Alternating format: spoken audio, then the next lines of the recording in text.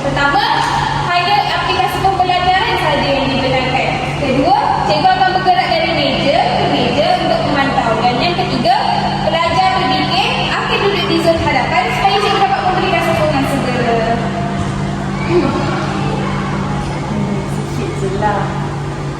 Haris, cikgu nampak untuk permainan itu sekarang kamu boleh guna teknologi tetapi untuk pembelajaran sahaja. Jika kamu berjaya siapkan tugasan tepat dalam masa, baru cikgu beri 3 minit dengan Cikgu, saya lupa nak tambah gambar ni.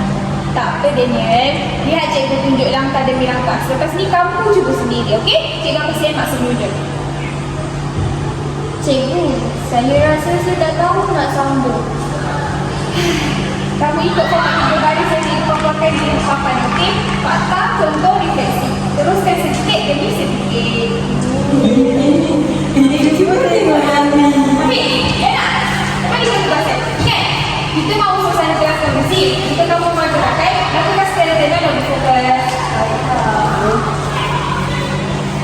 Cikgu lihat semua semakin terkumpul. Ini contoh kelas yang teratur apabila teknologi digunakan dengan kawalan dan disiplin yang jelas.